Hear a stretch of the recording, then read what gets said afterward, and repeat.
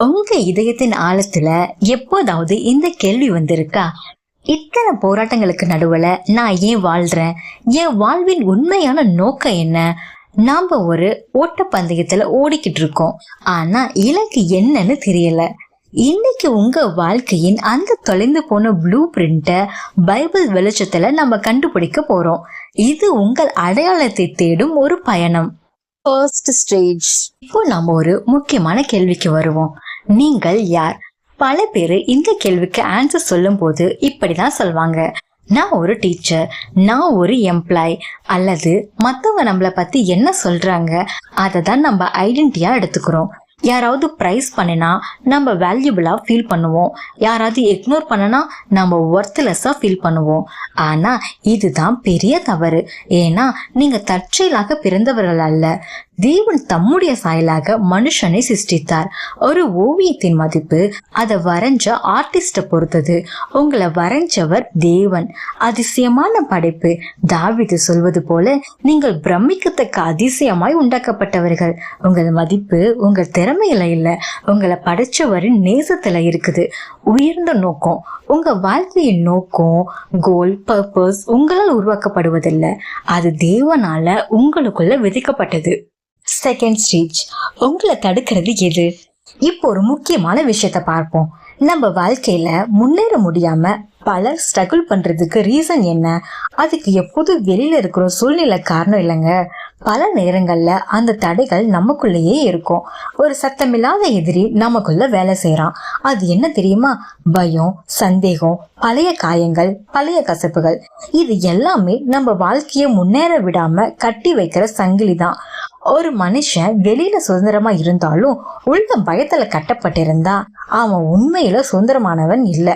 அதனாலதான் வேதம் சொல்லுது, தேவன் நமக்கு பயமுள்ள ஆவியை கொடாமல் பலமும் அன்பும் தெளிந்து புத்தியுமுள்ள ஆவியை கொடுத்திருக்கிறார். அதாவது பயம் தேவனிடமிருந்து வரதில்லை, அது சத்துரு விதைக்கிற ஒரு எண்ணம்.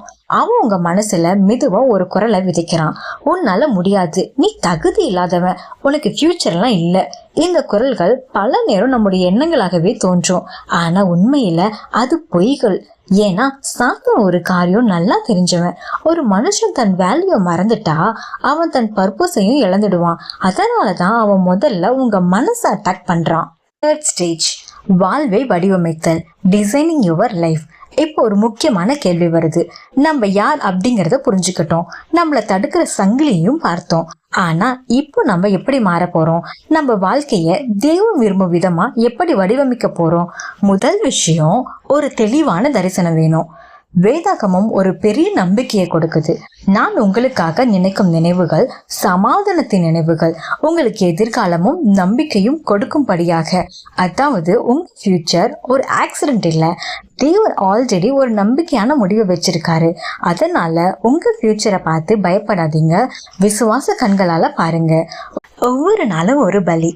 உங்க வாழ்க்கையை திட்டமிடும் போது உங்களை ஒரு அசட்டா பாருங்க.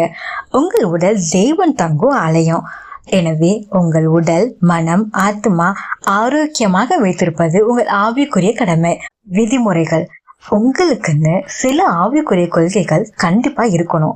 வேதாகம கொள்கையின்படி வாழும்போது எந்த புயலும் உங்களை அசைக்க முடியாது. கன்க்ளூஷன்.